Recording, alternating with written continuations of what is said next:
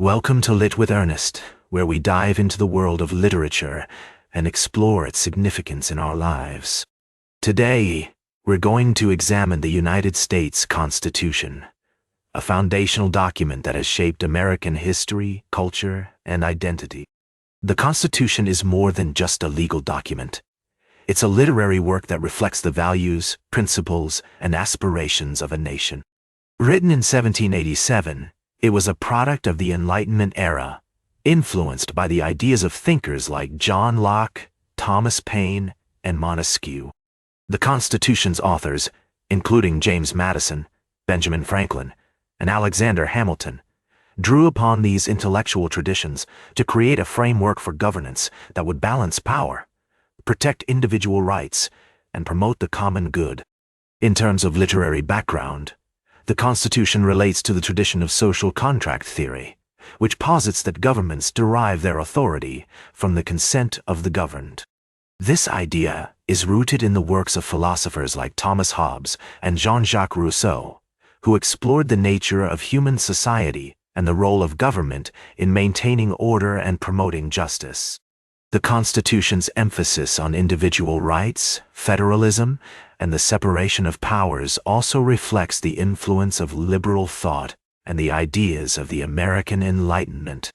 One of the key literary devices used in the Constitution is the concept of rhetorical ambiguity. The document's authors employed deliberate vagueness to create a flexible framework that could adapt to changing circumstances and interpretations.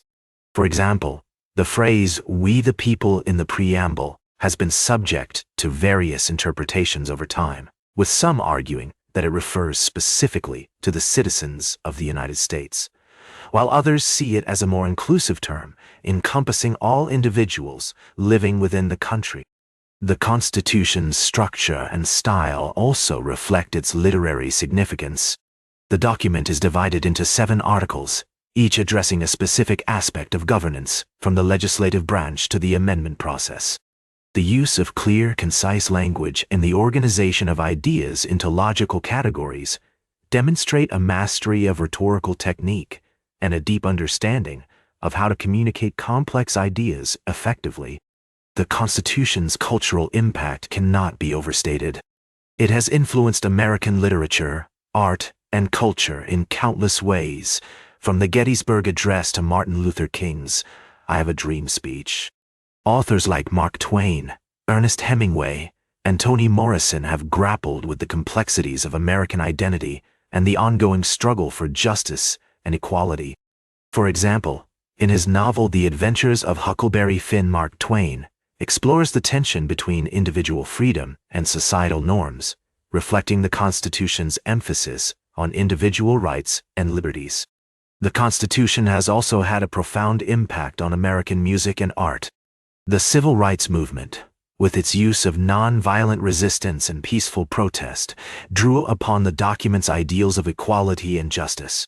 The American folk music tradition, with its emphasis on storytelling and social commentary, has been shaped by the Constitution's themes of freedom, democracy, and the struggle for human dignity. As we conclude our exploration of the United States Constitution, I want to leave you with a thought-provoking reflection. This document is often seen as a static, unchanging text, but the truth is that it's a living, breathing entity that continues to evolve with each passing generation. As we navigate the complexities of modern America, the Constitution remains a vital touchstone for our collective values and aspirations. Consider the debate over gun control, for example. The Second Amendment's guarantee of the right to bear arms is often cited as a justification for opposing stricter gun laws.